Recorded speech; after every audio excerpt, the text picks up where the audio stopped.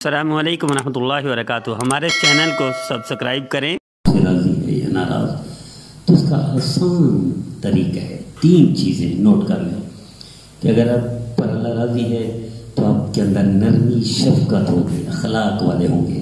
اگر آپ میں غصہ زیادہ ہے، جھگڑا کرتے ہیں، گالیاں ہیں، تو سمجھو اللہ ناراض ہے آپ سے، سختی ہے آپ کی نگاہ میں۔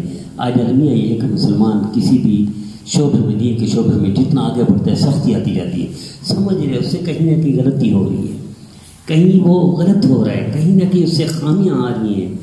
جتنا عبادت میں بڑھتا جائے گا اتنا اخلاق بڑھتے جائیں گے، نرمی بڑھتی جائے گی، سمجھو اللہ راضی ہے۔ نمبر 2، کیسے پتہ چلے گا اللہ راضی ہے؟ کہ والدین کے فرما بردار ہوگا۔ اگر آپ سے والدین راضی ہیں تو سمجھو اللہ بھی راضی ہے، والدین ناراض ہے، نافرمانی ہوتی ہے تو سمجھو اللہ بھی ناراض ہے۔ 2 طریقے۔ تیسرا طریقہ یہ کہ آپ دیکھیں آپ کس کام میں لگے ہوئے ہیں، کون سے، یعنی نیکی کے کام میں زیادہ خرچ ہوتے ہیں آپ یا برائی کے کام میں؟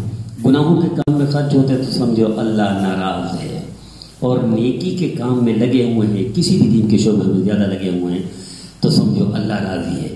اللہ نے اس کام میں آپ کو لگائے ہوئے، وہ رضا والے ہیں تو آپ سے اللہ راضی ہے، وہ ناراضگی والے ہیں تو اللہ آپ سے ناراض ہے۔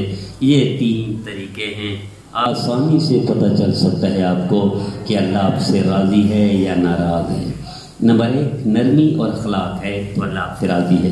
نمبر 2، والدین راضی ہیں تو اللہ بھی راضی ہے۔ نمبر 3، آخری مختصر، کہ جس کام میں اللہ نے آپ کو لگایا ہوا وہ اللہ کی رضا اور پسندیدہ والے کام میں تو اللہ آپ سے راضی ہے، اور ناراضگی والے کام میں تو اللہ آپ سے ناراض ہے۔ اللہ ہمیں اپنی رضا عطا فرمائے اور راضی والے کاموں میں لگا کے رکھے، اور محفوظ فرمائے اللہ برائیوں سے، گناہوں سے، ناراضگی والے کاموں سے۔